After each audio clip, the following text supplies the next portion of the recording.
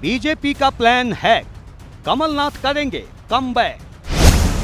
उस चांद को बड़ा गुरूर है क्योंकि उसके पास नूर है। अब मैं उसे भी क्या बताऊं यारों, मेरे पास तो राघव जैसा कोई नूर है। छिंदवाड़ा में दरबार तो अध्यात्म का लगा है, लेकिन नजर मध्य प्रदेश की गद्दी पर है, क्योंकि बाबा बागेश्वर शिवराज सिंह की पर्ची निकालेंगे या कमलनाथ की, ये सवाल पूरा देश पूछ रहा है। छिंदवाड़ा के पागलों, जय सिया राम, कैसे हो? बढ़िया, रहना ही पड़ेगा। क्योंकि जहां जहां चुनाव होते हैं बीजेपी को हिंदुत्व मोर्चे पर एज मिलता है, लेकिन मध्य प्रदेश में कमलनाथ ब्रिगेड बीजेपी को खुलकर चुनौती दे रही है। हमारे आदरणीय प्रदीप मिश्रा जी हुए, उनका कार्यक्रम भी बना है, मैं उन्होंने बनाया। अगर वो प्रोग्राम बनाते हैं, अगर मेरा क्षेत्र है, मैं उनका स्वागत करता हूँ। बीजेपी के पेट में क्यों कर देता है, मैं ये नहीं समझा।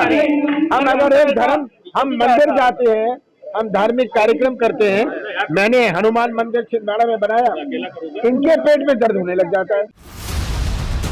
मध्य प्रदेश की लड़ाई में छिंदवाड़ा वो किला है जो मोदी की आंधी में भी नहीं हिला है।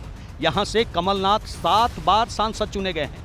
वर्तमान में उनके बेटे नकुल नाथ यहाँ से सांसद हैं। छिंदवाड़ा की 7 विधानसभा सीटों पर कांग्रेस का कब्जा है, यानी छिंदवाड़ा में कमल खिलाने की हसरत आज तक पूरी नहीं हुई। छिंदवाड़ा सेंटर पॉइंट बनाकर कमलनाथ बाबा बागेश्वर के जरिए एक संदेश देने की कोशिश कर रहे हैं कि कांग्रेस हिंदू विरोधी नहीं है। हालांकि हिंदुत्व वाली लाइन के स्क्रिप्ट कमलनाथ ने इसी साल फरवरी में ही लिखना शुरू कर दिया था, जब कमलनाथ 13 फरवरी को बागेश्वर धाम के दरबार में हाजिरी लगाने पहुंचे थे। इस पर पूरी बीजेपी उखड़ गई थी।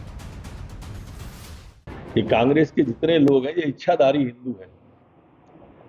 ये कथा की बात, मंदिर मंदिर जाने की बात, इनको सिर्फ चुनाव में ही याद आती है।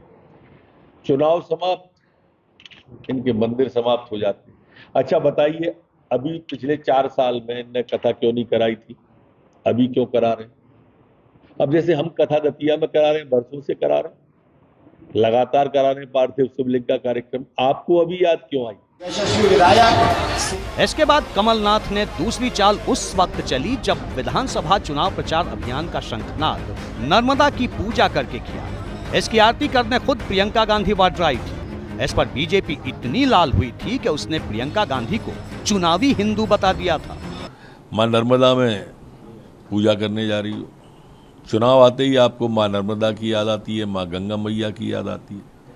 यूपी में गंगा जी में डुबकी लगाई, गंगा जी ने नाराज होकर कुल 2 सीटें दी आपको।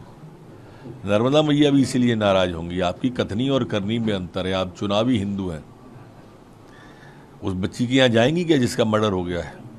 आप लड़की हूँ लड़ सकती हूँ का नारा देती थी ना, जाओ उसमें, तब प्रदेश की जनता मानेगी। अन्यथा तुष्टीकरण की राजनीति आपकी, ये सब समझेंगी, ये चुनावी है। लेकिन अब कांग्रेस खुलकर मैदान में आ गई है।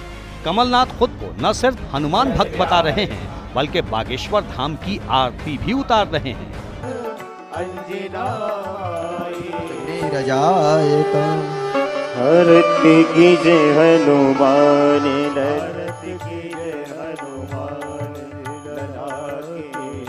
मध्य प्रदेश के कई इलाकों में बाबा बागेश्वर का अच्छा खासा प्रभाव है और कमलनाथ को लगता है कि इसका फायदा उन्हें आने वाले चुनाव में मिलेगा।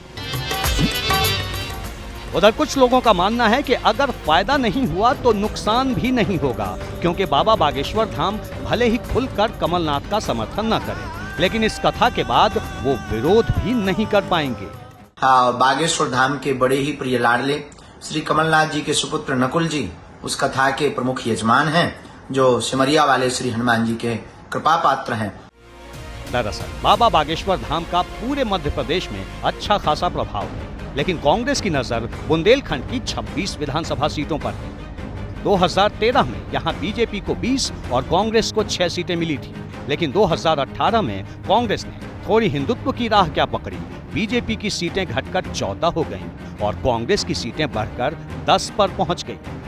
ये एक बड़ी वजह है कि कमलनाथ के हिंदुत्व वाले पॉइंट से कांग्रेस में किसी को भी एतराज नहीं है, क्योंकि ना सिर्फ कमलनाथ खुद कथा करवा रहे हैं बल्कि कांग्रेसियों से भी पाठ पढ़वा रहे हैं।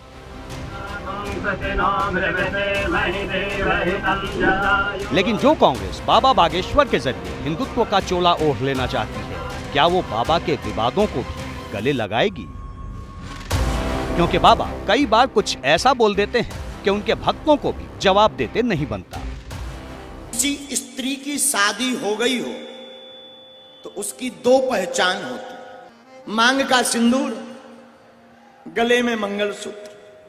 अच्छा, मान लो मांग का सिंदूर ना भरा हो, गले में मंगलसूत्र ना हो, तो हम लोग क्या समझते हैं? भाई ये प्लाट अभी खाली।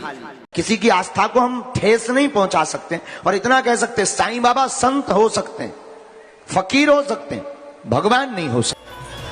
लेकिन दूसरी सच्चाई ये भी है कि धीरेन्द्र शास्त्री और बागेश्वर सरकार का भी सियासी रसूख कम नहीं है। अभी हाल ही में बाबा का एक दरबार बिहार में लगा था, जहां बीजेपी के बड़े बड़े नेताओं का जमघट लगा। खुद बीजेपी सांसद मनोज तिवारी बाबा की गाड़ी चला कर लाए थे।